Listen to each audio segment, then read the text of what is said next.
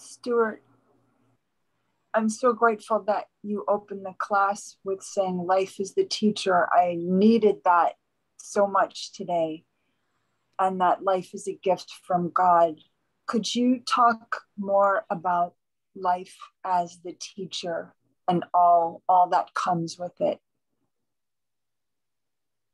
Uh, yes, I think it's a very important subject. Um, you know, uh, Genesis didn't take place, a billion years ago. Genesis is truly manifesting every single moment of our lives. God is manifesting all around us. The earth, life is being created all around us.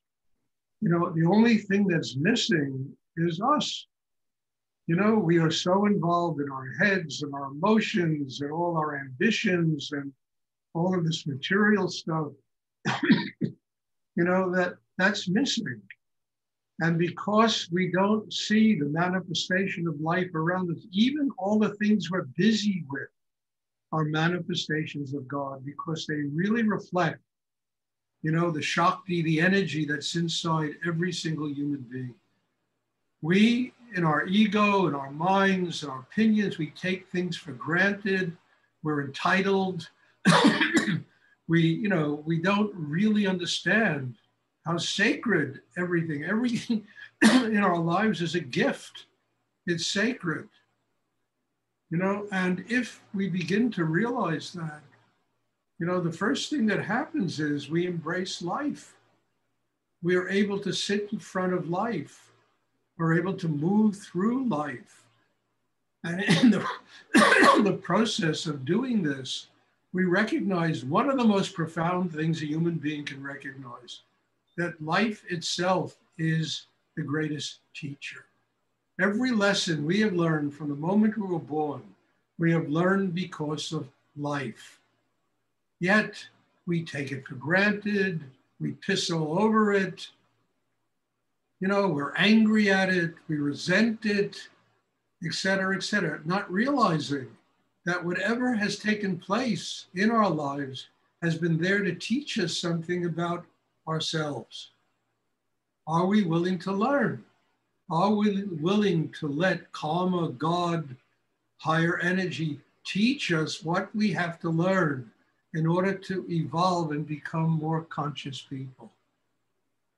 So the real, as I said earlier, the Maha Guru is life, not Stuart, not Swami so-and-so, it's not priests and yogis and, rabbis. And I mean, the purpose of all of these people is to train people so that they can truly understand, and not even understand, experience life as the Maha Guru, the greatest form of the teacher that exists, that which has been teaching us from the moment we've been born.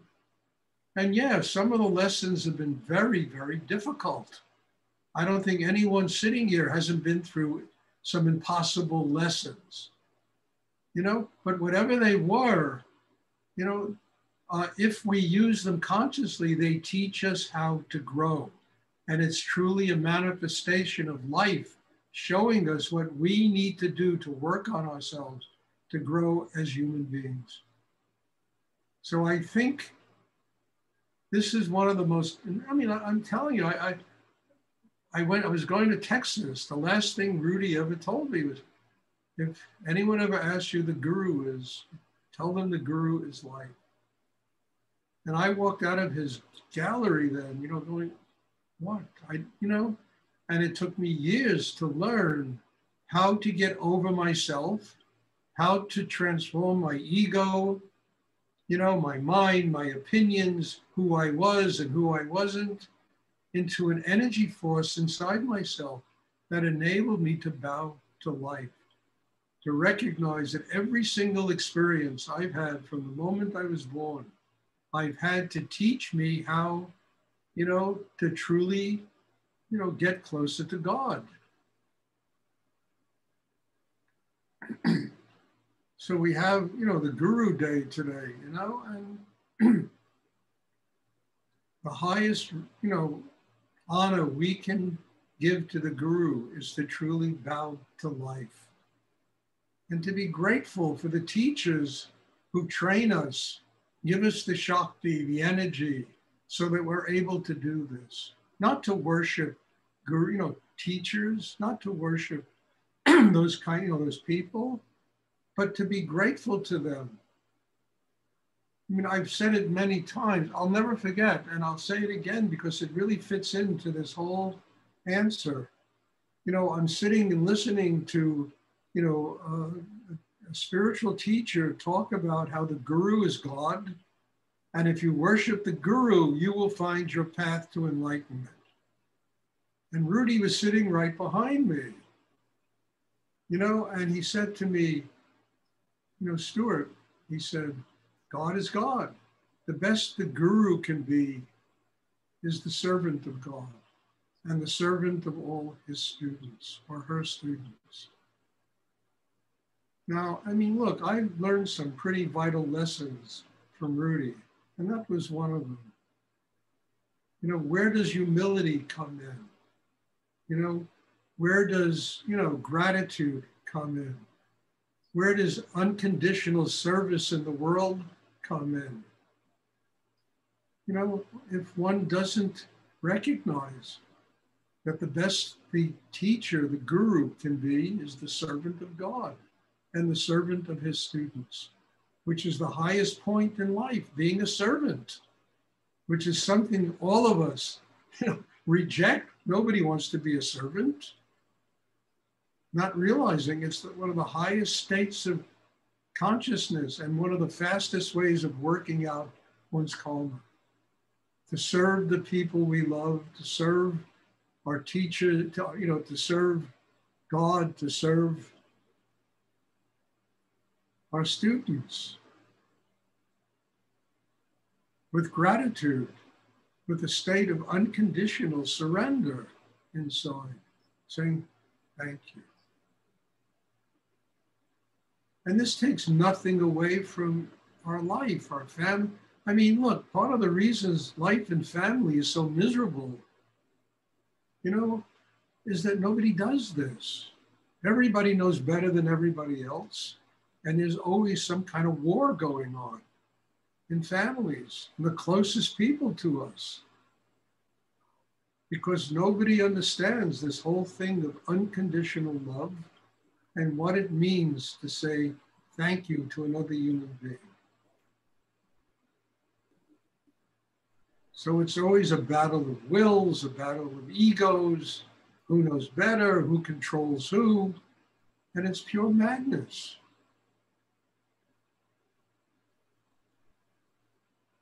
So what is the Guru? The Guru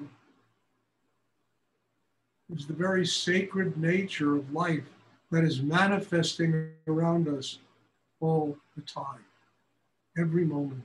And when a human being, gets strong enough in themselves where they can truly live their life in the moment, in the now,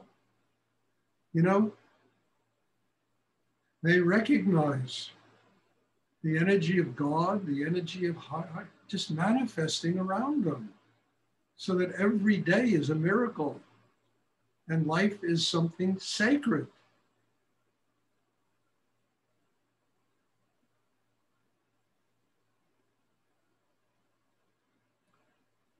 And this is not something you can learn in your head. You understand? This is something you evolve into. You grow into. And why? Because a chakra system is developed inside that is strong enough to allow you to live that way. You're connected with God and you're working out your karma on the earth. It's extraordinary. A human being is a point in a triangle that connects higher energy with karma and life. Now, if we're neurotic and crazy and unhappy and miserable inside, that's how our life manifests. If we're full of joy and love, the heart is open, the mind is quiet, we're balanced inside, we can master our sexual energy and use it to activate Kundalini. You understand? That's how life manifests. There's no jealousy. There's none of that stuff that just really is just a product of human beings not truly learning how to master themselves inside.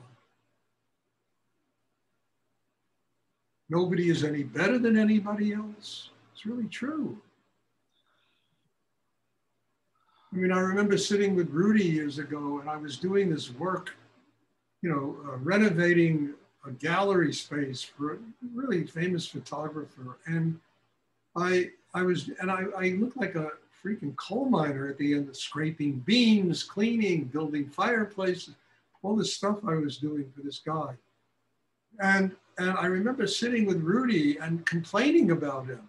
Man, boy, did he get pissed off at me, Rudy. He said, this guy has hired you. He's paying you. He's making it possible for you to live.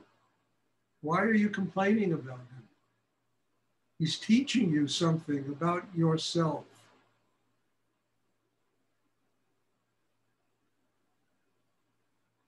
They stopped complaining about him and a lot of other things.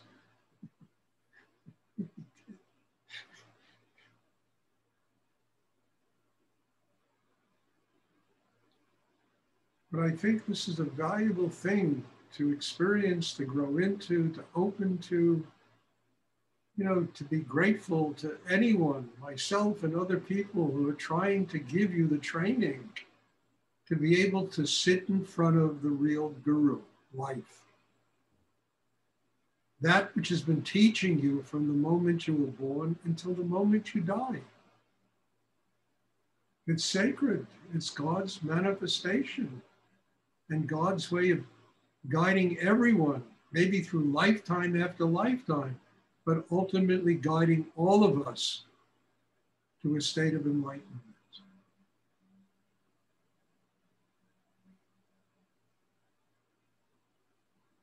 Now, this isn't easy to recognize. One of the reasons is we're up against, as I say over and over again, the one person who keeps us from living that way. That's ourselves.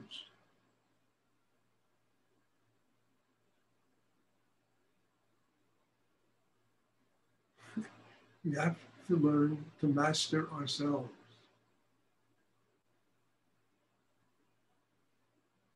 And that's what meditation is about. That's all it's about.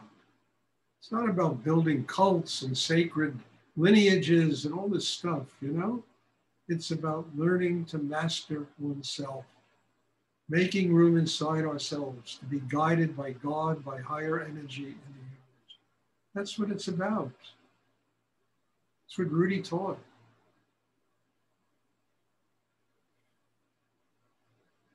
It's not about dogma. It's not about, religion. For God's sake, the last thing that spiritual practice is really about is religion. There's too much dogma, rules, regulations, ways to live. You're going to roast in hell. You're going to this and that if you don't live this way. It just drives people crazy.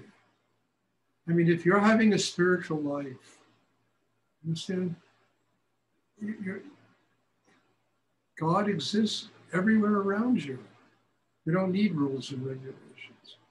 You understand? You respect people. You love people. You love life. You do kind things, to the world.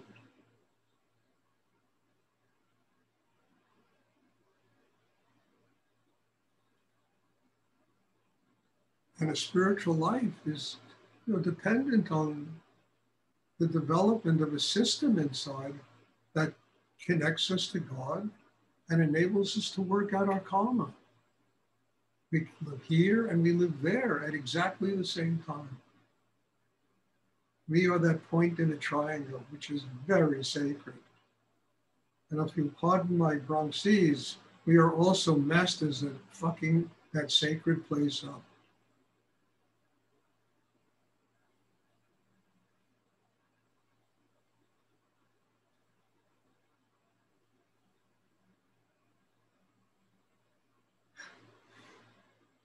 Does anyone Does anyone else have a question? Thank you, Stuart. You're welcome, Paula. Very good question. And also a difficult subject, because it really forces one to say, I have to take full responsibility. I can't blame anyone else.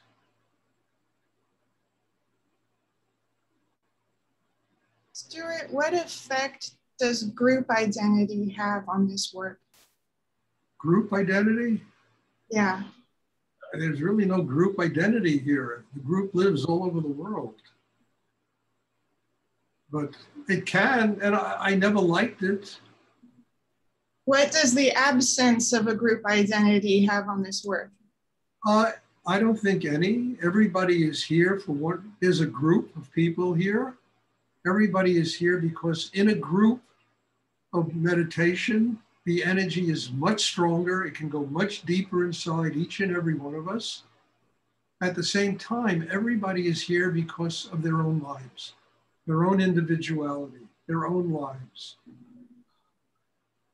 So, having a group is very, very important. But the worst thing that can happen, and trust me, I know this because I run ashrams, I run, spiritual centers, is all the politics and social crap that goes on in groups. Because it really destroys the energy of groups, the cliques that form. All of these groups that form within the group. I've seen it happen in my own. I used to have, a number of years ago, 100, 150 people studying with me in Manhattan. And I saw all these cliques form. And you remember I used to tell people this is not a good energy to form these cliques. Everybody is here for one reason, to get the Shakti, to get their spiritual lives, and not to form social cliques that people belong to that give them some false sense of security. And if you really open inside, there'll never be a problem with having friends, but you don't have to belong to a clique or a social group.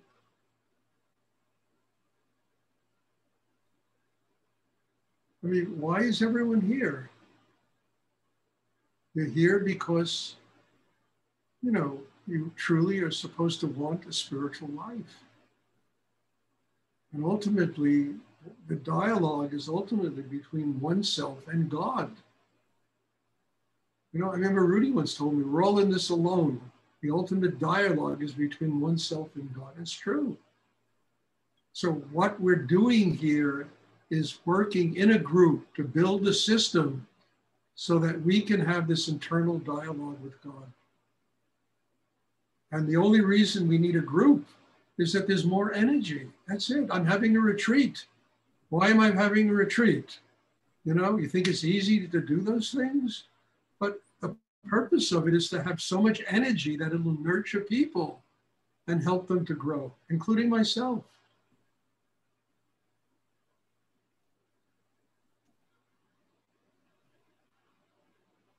So that everybody leaves, and when they leave on a different level of consciousness.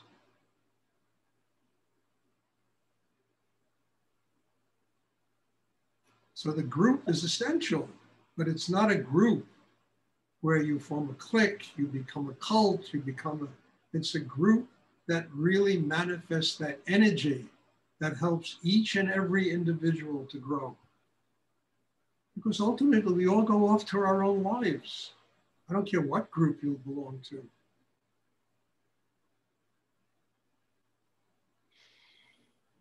And the ultimate dialogue is between oneself and God.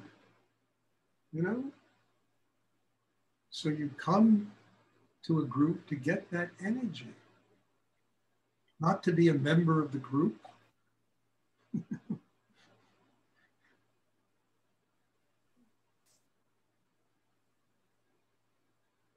I remember there were teachers who told their students, if you study with Stuart, you can't study with me. I always thought that was insane. Because I've never denied any. You study with whoever can help you to get to God. I'm not in competition with anybody. I don't have to form a cult around myself. In fact, I'm a very solitary person, you know, and yet I have a lot of people in my life that come together in order to do this inner work so that each and every one of them can grow and build their connection with God.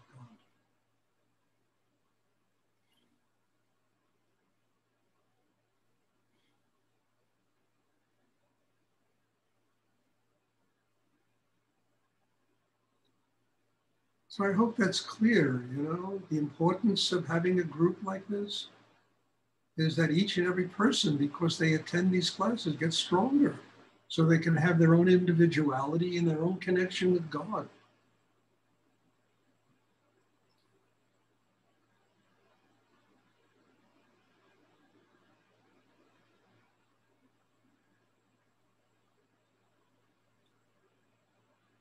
I mean, I never felt like I was a member of a cult when I was with Rudy.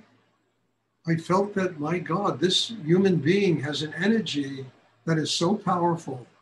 I have to be around him. I need to get that energy. I need to learn from him.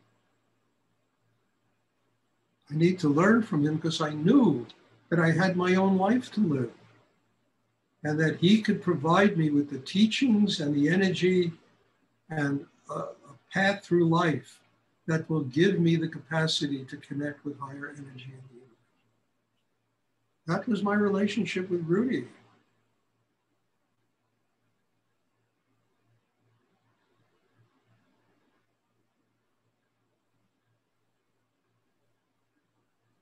I hope this is clear, you know, because any group that becomes a group, that becomes like a cult or a, you know, you are a member of this organization, you know, whatever it is, religious or spirit, ashram, or you're not there for that reason. You're there to take the Shakti of the teacher. I remember I was sitting in Muktananda was in Big Indian, and there was all this chanting going on. And Rudy came up to me and said, Stuart, don't chant. He said, just sit and do your inner work and draw the energy from, you know, Baba. He said he has a very powerful Shakti and it'll work on you. It'll help you to grow. And I'll never forget, I was sitting, and I mean, at the end of these, I was like a transformed person.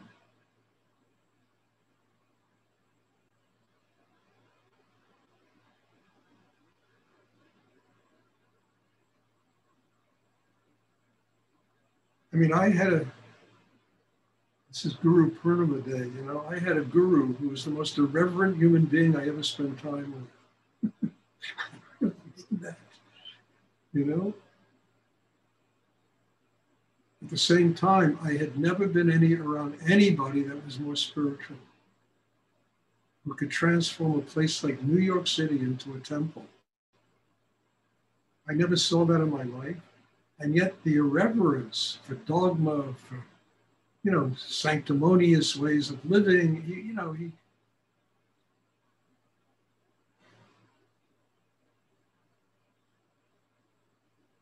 and this is really one of the core basic elements of Rudy's work, building a system that enables you, to be able to embrace the miracle of life, the miracle of God manifesting around us in every single person and everything. I remember once I was walking with Rudy and, you know, I mean, it was very hard for me to live in his house. I had no place to sleep. I mean, there were 20 people living there. And I just complained a little bit to him. And he pointed at a weed growing in the sidewalk of New York City. So that weed has more courage than you do. And I looked at that weed and I said, holy, yeah, my God, the guts to try to live your life in a crack in the sidewalk of New York City? Yes, and I'm complaining about living in my guru's house. You know, being around him was a constant lesson. in how to recognize that the guru is life and that you're here not to worship. I wasn't there to worship Rudy. I was there to learn what he had to teach. And he told me this over and over and over again.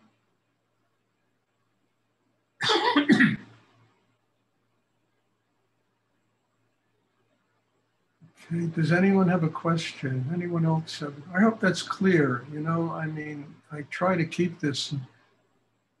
I mean, somebody sent me an email the other day with they're studying in this some Kundalini organization, and, you know, with the principles of what they learn. And I try to read all this stuff. It gave me a headache, you know. It must have had 3,000 Sanskrit words intermixed. I mean, it was just like, I mean, how do you ever learn this? I mean, you know, I'm trying to make it, you know, down to basic pragmatic principles of living in the world and not, you know, some esoteric, you know, philosophic writing that even the people that wrote it probably don't understand, you know? You know? Does anyone else have a question they would like to ask? Anyway, it's good to be back. I know I can be maybe a difficult pain in the ass, but that's all right. What I want to see is everyone who comes here grow. That is the greatest gift you can give me, to see you all come here and grow. There's no greater gift you can give to any teacher than you building a chakra system that gets you closer and connected to God, your own enlightenment. So God bless you all. I'm happy to be back after a very nice vacation. And there'll be a class tomorrow evening. I hope to see you all then. Bless you. Thank you. Thank you so much. Thank you very much. Thank you.